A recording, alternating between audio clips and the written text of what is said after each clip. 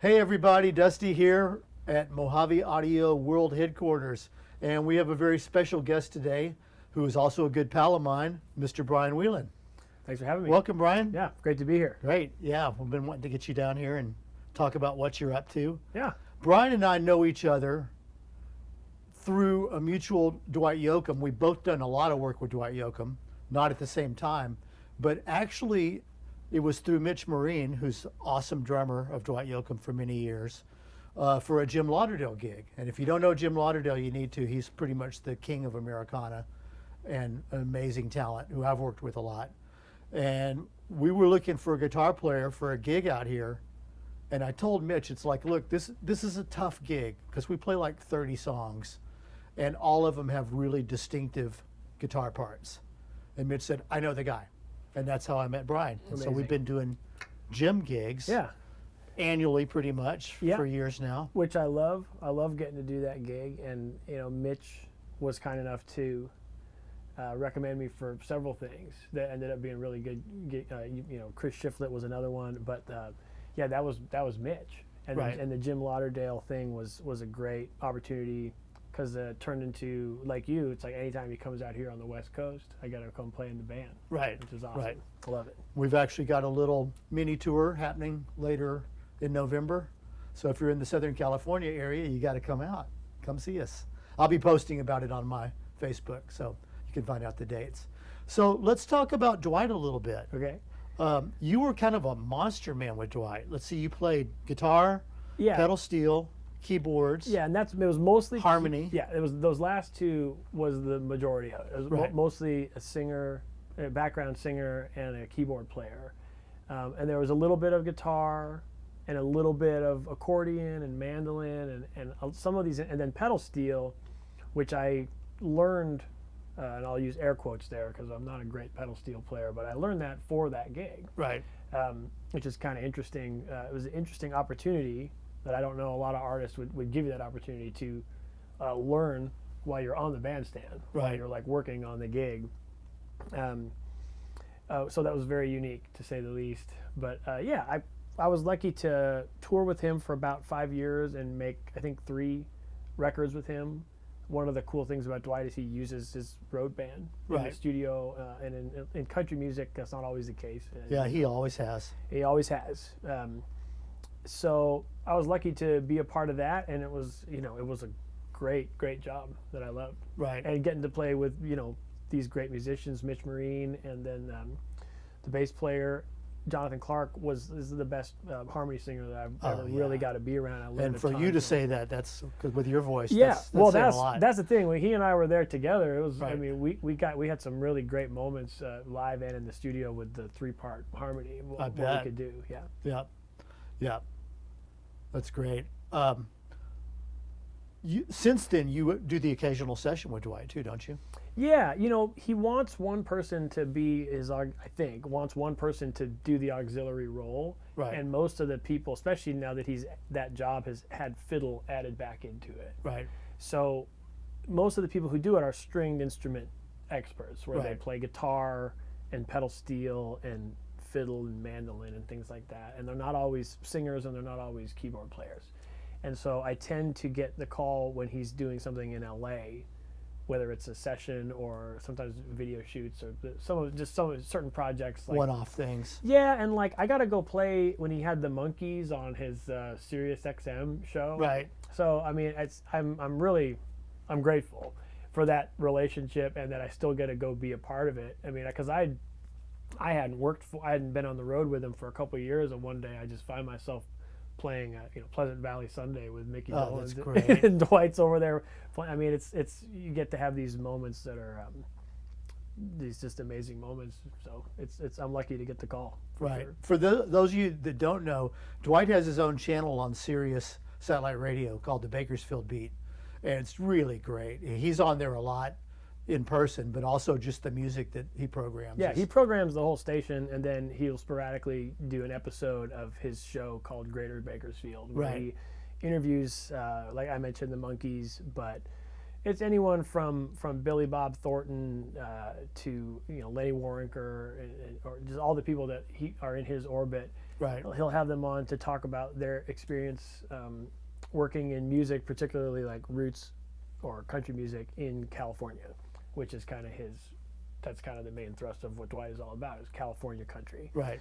So he'll interview them and then kind of jam with them, and it's about a 2-hour show or something. It's very cool, so you should check that out if you haven't seen it. I listen to it in my car all the time and drive my kids crazy because I hear records that I worked on so often. Yeah, They sure. just, when I point it out, they pretty much just roll their eyes. Well, yeah, you worked on all the hit records. Yeah, the early stuff. Yeah. Yeah. Yeah. Yeah, I had a Pretty good 15-year run with Dwight. Amazing. And we were just talking about it, this time and Gone, and then you said the last one was Long Way Home, right? Yeah.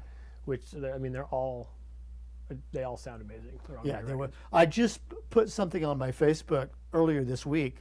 It was just a memory that popped up, but on the third album, Buenas Noches for a Lonely Room, which is one of my favorites personally,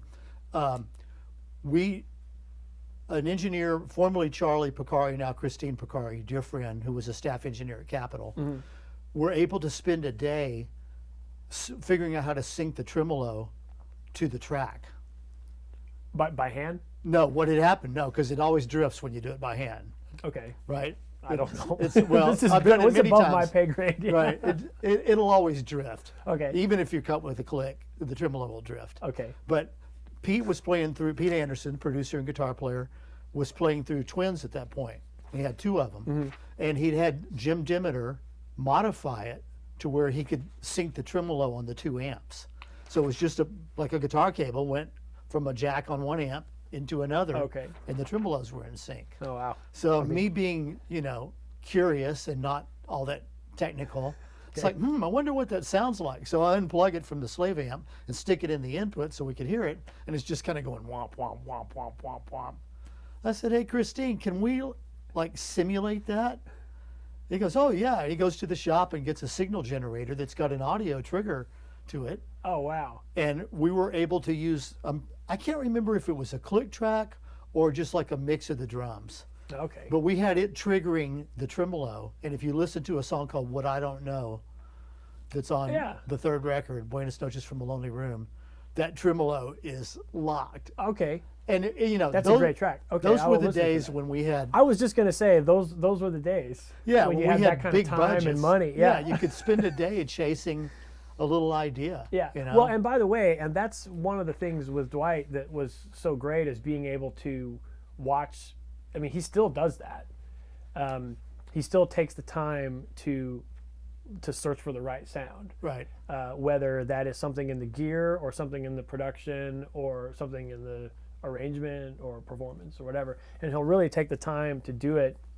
Whereas so much of what I do as a studio musician is to try and really get something done as fast as possible. Right. There's really a lot of that, and I'm sure you've seen it as well. Oh yeah. Yeah, that's the norm. And that's the norm. Right. And it wasn't always that way, but it certainly is in the last 20 years as the budgets have gone down.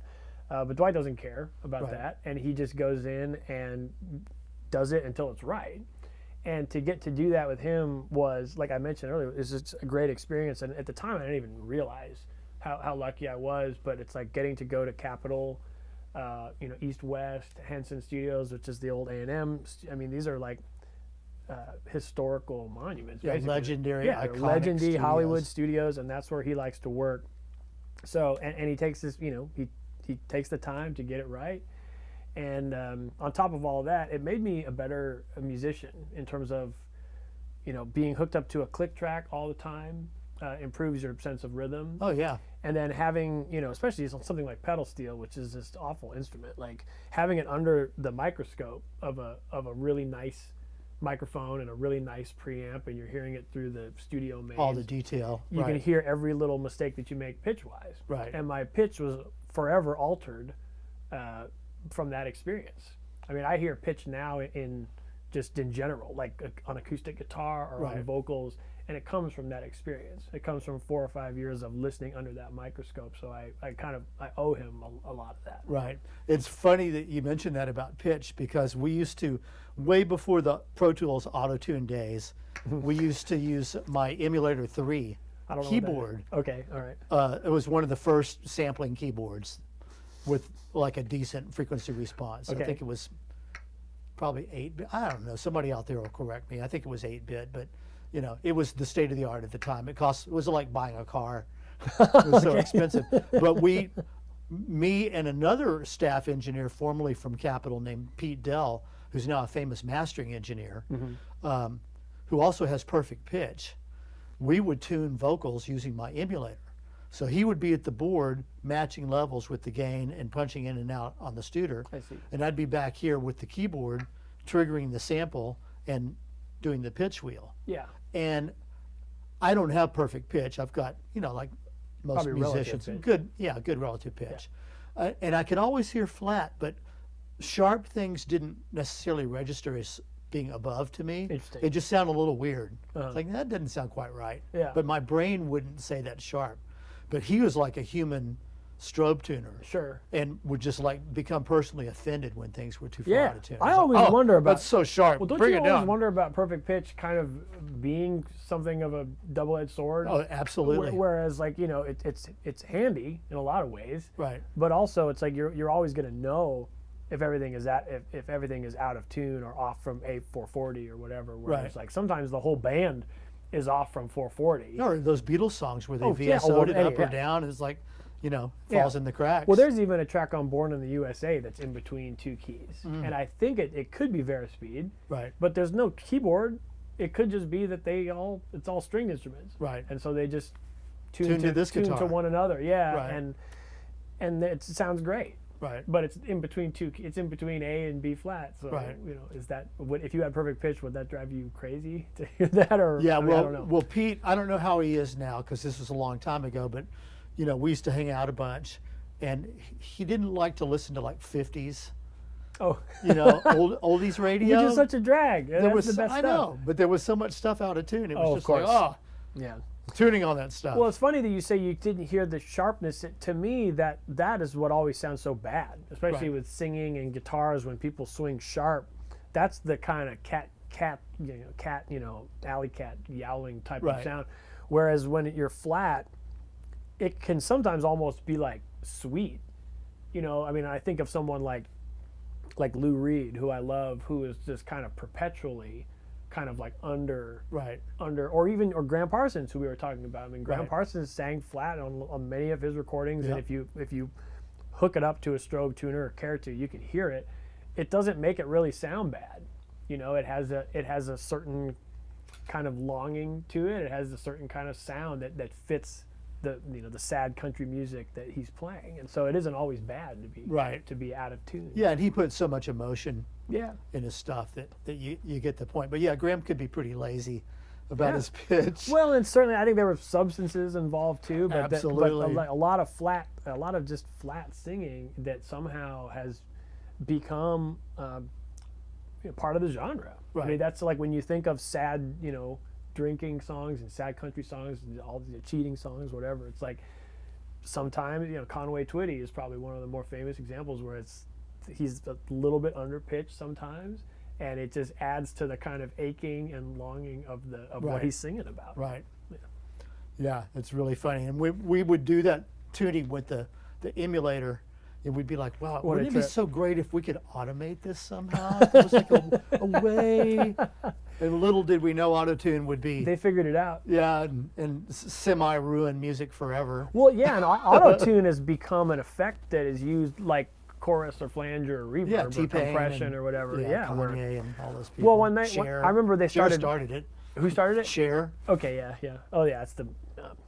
But I always think of, they do it in Nashville for modern country. Everything, it's just as a matter of course. Right. They put auto-tune on everything the way you'd put compression or reverb on everything. Right. And some of those people probably are not really good singers and need it, and some of them are great singers. Right. Like Darius Rucker went to Nashville and started making country records, and they were putting auto-tune on him, and it's like, this guy like sings his ass off. This Right. is like one of the best singers that we have, and they're putting auto-tune on him. Right. So it's just at a certain point, it doesn't matter about how good of a singer you are. It's just what they call the industry standard. Yeah, part of the process. Yeah. Yeah, it's crazy. It's crazy. There's a really good series on, I think it's on Netflix, called This Is Pop. Oh yeah. Yeah. I'm not hit by it. It's really good. And one of the episodes is just about auto-tune.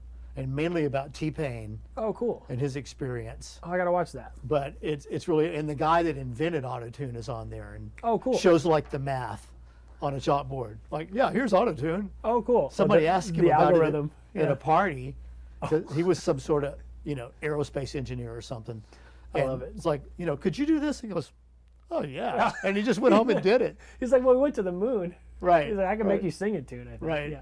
So funny. But that's a really great series. You should check it out. This is Pop. This is Pop. I'll do it. Yeah, it's really good. So we're kind of jumping around chronologically, but I know That's okay. you're one of the few friends I have, professional friends, that actually went to college Yeah. and studied music. Yeah. So what was that? You went to USC. I went to USC.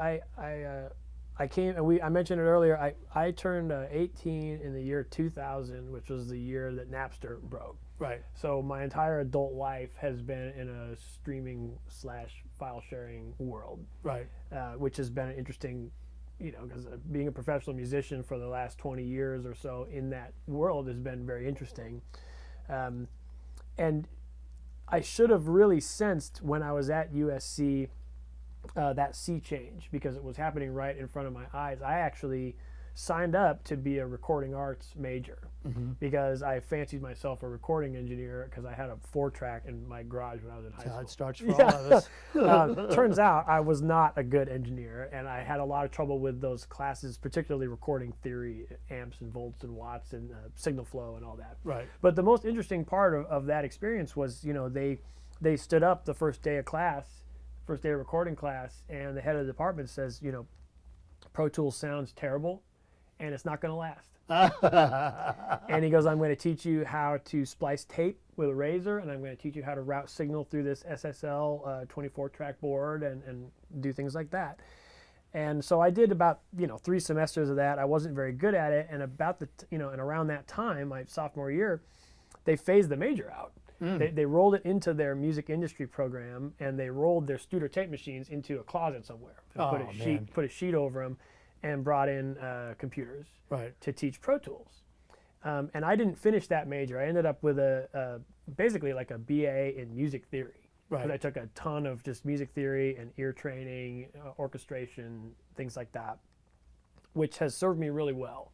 That was going to be my next question. Yeah, I mean, much better than the recording work. I mean, at this point, it's like, I don't have a home studio that I can, record on. I prefer to work in a studio where you have a really good engineer, and I know a lot of them, where you can let that person do what they're good at. Right. So I can focus on what I'm good at. Right. Which is playing the stuff. Now, not everyone can afford that, but that's where I like to go.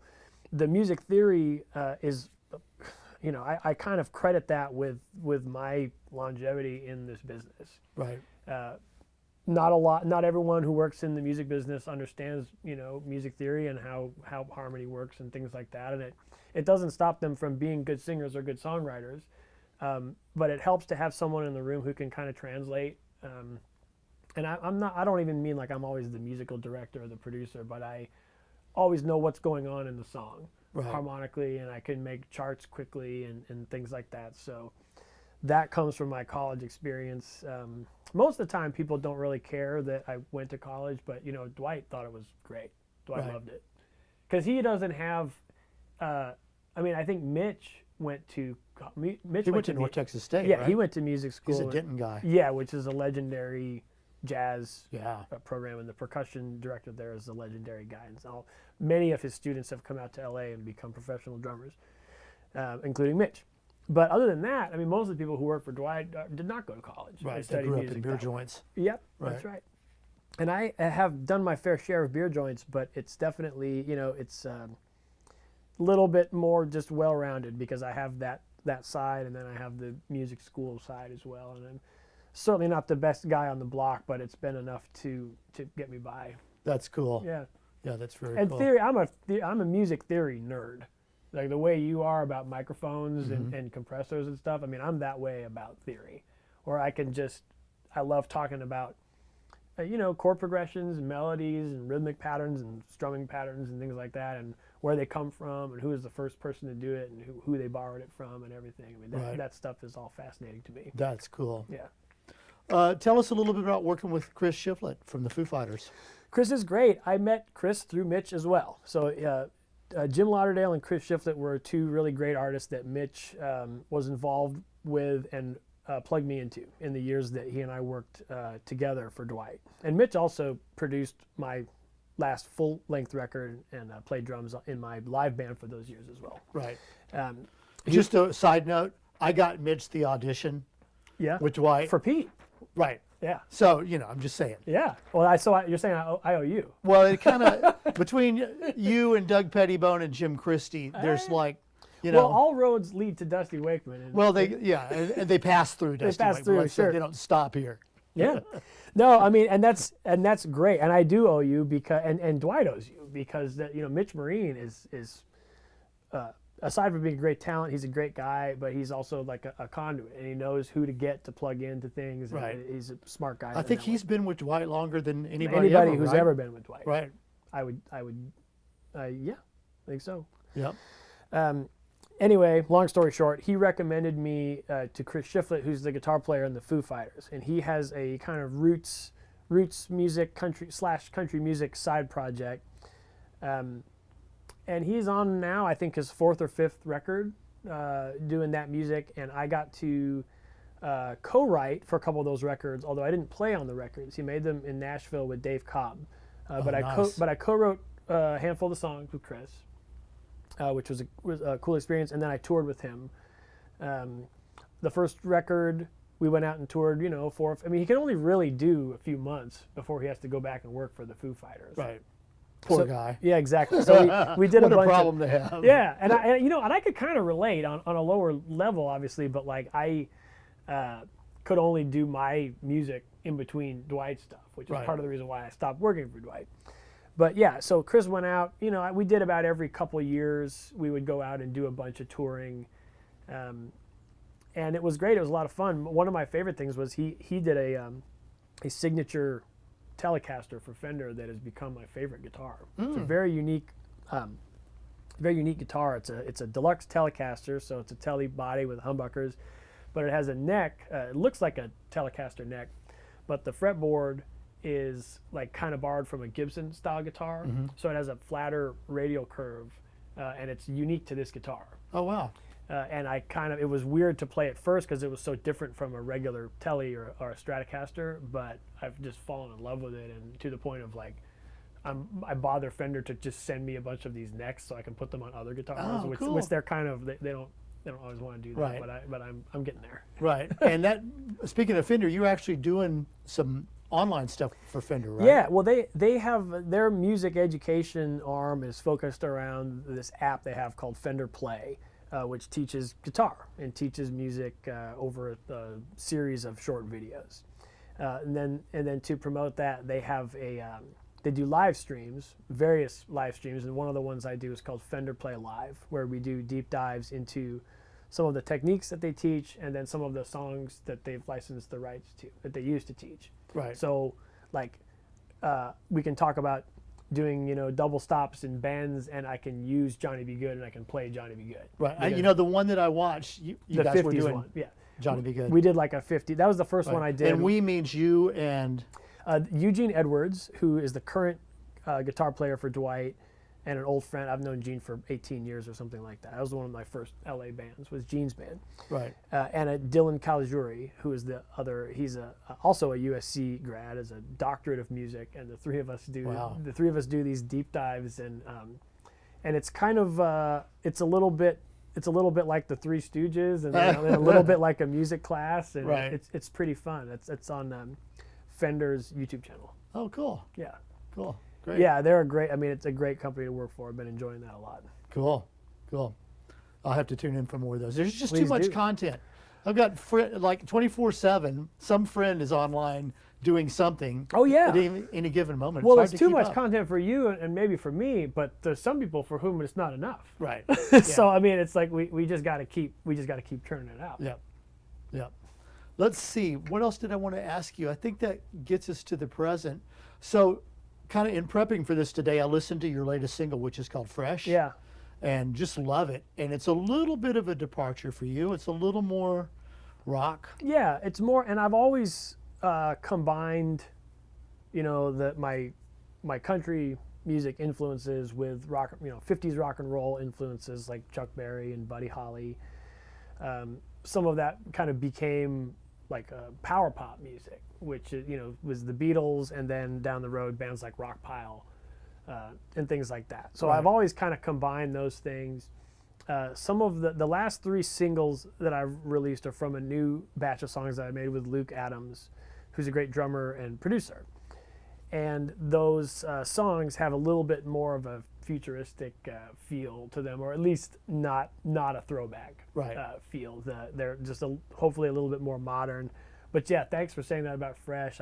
Fresh is definitely the most kind of straight ahead kind of hard rock song that I've had in a long time. Yeah, I really liked it. I was surprised, but it was like, yeah, this is great. Yeah. I got to turn my wife onto it. She's a big fan of yours. Oh yeah, if she hasn't heard it, she'd probably like it. Yeah, tonight I'll put on Spotify. And, She's always been very complimentary. well, very it's kind. funny because, I mean, we've been together 40 years now, Yeah. and she likes about 5% of Of the what- music that I work on. And I just love. I'm a does she- song guy. Does she really like country music?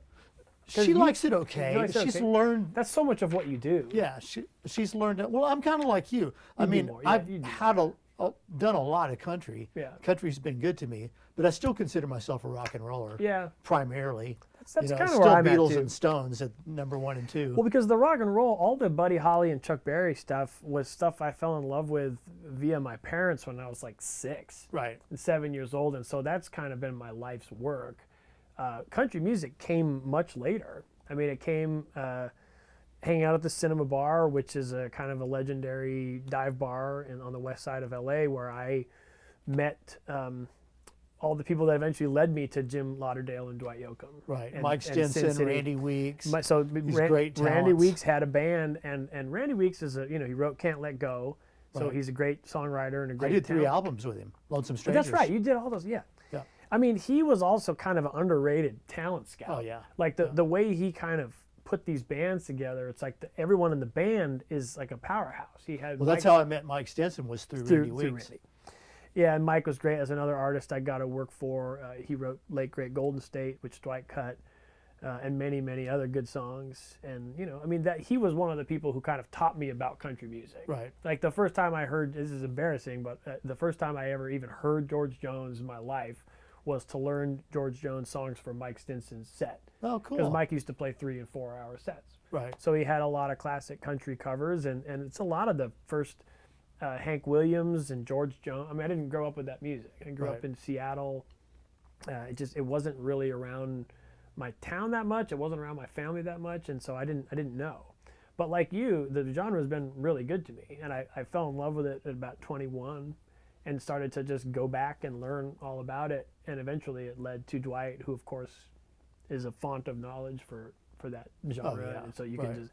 So now I actually know a good amount, fairly decent amount about country, but it came late in life. Right. Relatively. Yeah, Sue likes it, but like I say, she likes about 5% of what I work on. Yeah. And you're up there. You and Tom Freund and Freddie Johnston, I think, are Oh, nice. probably the artists that are in heavy rotation in our house. Oh, good. When she's around. Well, but I I'm need to turn her on to some of your newer stuff. We're kind of stuck on the Decider, Oh, which yeah. is almost 10 years old, right? Oh my God, yeah. Well, that was my first CD, and I released that while I was working for Dwight. So Right. it's like I didn't tour to support that record or anything. I just put it out. Good record, lots of good songs. Thank you. Well, I agree with you though. It's all about songs for me, and that's the hardest thing to do. Yeah. I mean, it's harder than being a good singer, and being a good guitar player, being a good engineer, a good band leader.